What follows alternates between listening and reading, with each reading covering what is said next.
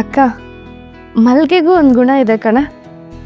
ಅದ್ರ ವಾಸನೆ ಮೂಗಿಗೆ ಹೊಡಿತಿದ್ದಾಗೆ ಮನಸ್ಸಿಗೆ ಒಂದೊಳ್ಳೆ ಅನುಭವ ಆಗುತ್ತೆ. ಪ್ರಪಂಚ ಎಷ್ಟು ಸುಂದರವಾಗಿದೆ ಅಂತ ಅನಿಸುತ್ತೆ ಅಲ್ವಾ ಅಕ್ಕ? ನಿನ್ನ ಬದುಕು ತುಂಬ ಸುಂದರವಾಗಿರುತ್ತೆ ಕಣೆ.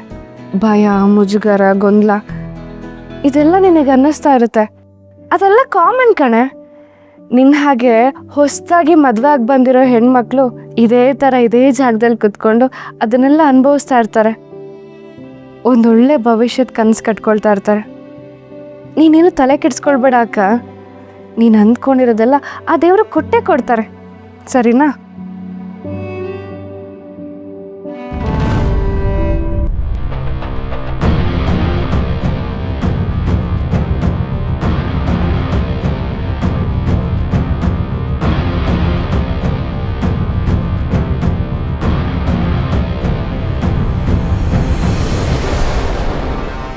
ಕಲ್ಯಾಣಿ, ಇವತ್ತು ನೀನು ತುಂಬ ಚೆನ್ನಾಗಿ ಕಾಣಿಸ್ತಾ ಇದೀಯ. ನಿಜವಾಗ್ಲೂ ಹೇಳ್ತಾ ಇದ್ದೀನಿ, ಯಾರೋ ತುಂಬ ಟೈಮ್ ತಗೊಂಡು ನಿನ್ನನ್ನು ತುಂಬ ಸುಂದರವಾಗಿ ಅಲಂಕಾರ ಮಾಡಿದ್ದಾರೆ ಅನಿಸುತ್ತೆ. ಹೊಸ ಹೂವು, ಹೊಸ ಬಟ್ಟೆ, ಹೊಸ ಮನೆ, ಎಲ್ಲವೂ ಹೊಸದು. ಆದರೆ ಭಾವನೆಗಳು ಮಾತ್ರ ಹಳೇದಲ್ವಾ? ನನಗೊಂದು ಮಾತು ಹೇಳು ಕಲ್ಯಾಣಿ. ಈಗ ನಿನ್ನನ್ನು ನೀನು ಕನ್ನಡಿನಲ್ಲಿ ನೋಡ್ಕೋತಾ ಇದೀಯ ಅಲ್ವಾ?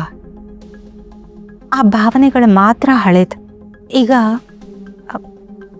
ಈ ಕನ್ನಡಿನಲ್ಲಿ ನಿನ್ನನ್ನು ನೀನು ನೋಡ್ಕೋತಾ ಇದೆಯಲ್ಲ, ಇದರಲ್ಲಿ ನಿಂಗೆ ಯಾರು ಕಾಣಿಸ್ತಾರೆ? ಈ ಮನೆ ಸೊಸೆನಾ ಅಥವಾ ರಾಜೇಶ್ ಪ್ರೀತಿಸಿದ ಹುಡುಗಿನ?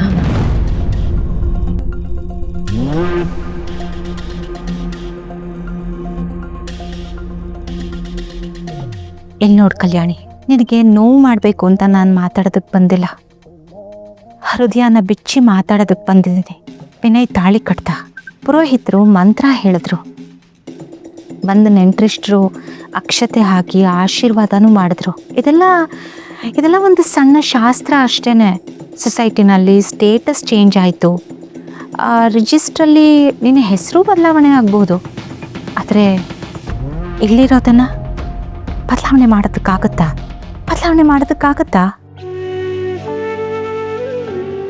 ನೋಡಿ ಕಲ್ಯಾಣಿ, ನಿನ್ನ ಕಣ್ಣನ್ನು ನಾನು ಸೂಕ್ಷ್ಮವಾಗಿ ಹತ್ತಿರದಿಂದ ಗಮನಿಸಿದ್ದೀನಿ. ನೀನು ಹೇಗೆ ನೋಡ್ತಿದ್ಯೋ ಹಾಗೇನೆ ನಿನ್ನ ದೇಹ ಮಾತ್ರ ಇಲ್ಲಿದೆ. ಆತ್ಮ ಎಲ್ಲೋ ದೂರ ಇದೆ. ಮದುವೆ ಆದ ಹೆಣ್ಣು ಮೊದಲನೇ ರಾತ್ರಿ ಮಾಡ್ಕೋತಾ ಇದ್ದಾಳೆ, ಎಷ್ಟು ಖುಷಿಯಾಗಿರ್ಬೇಕು.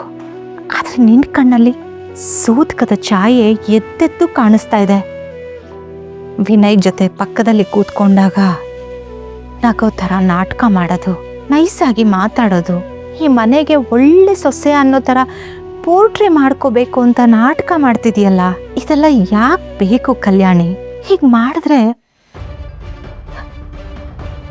ಏನಾಗುತ್ತೆ ಕಲ್ಯಾಣಿ? ಬಿಳಿ ಬಟ್ಟೆನಲ್ಲಿ ಸತ್ಯನ ಮುಚ್ಚಿಟ್ಟಂಗೆ ಆಗೋದಿಲ್ವಾ ಕಲ್ಯಾಣಿ? ನೀನು ಈ ಥರ ನಾಟಕ ಮಾಡೋದನ್ನ ರಾಜೇಶು ಇಷ್ಟಪಡ್ತಿದ್ನಾ? ಇಲ್ಲ ತಾನೆ? ಅಳಬೇಡ ಕಲ್ಯಾಣಿ, ನಿನಗೆ ಬೇಜಾರಾಗಬೇಕು ಅಂತ ನಾನು ಹೀಗೆಲ್ಲ ಮಾತಾಡ್ತಾ ಇಲ್ಲ. ನಾನು ಹೇಳೋದಿಷ್ಟೇ.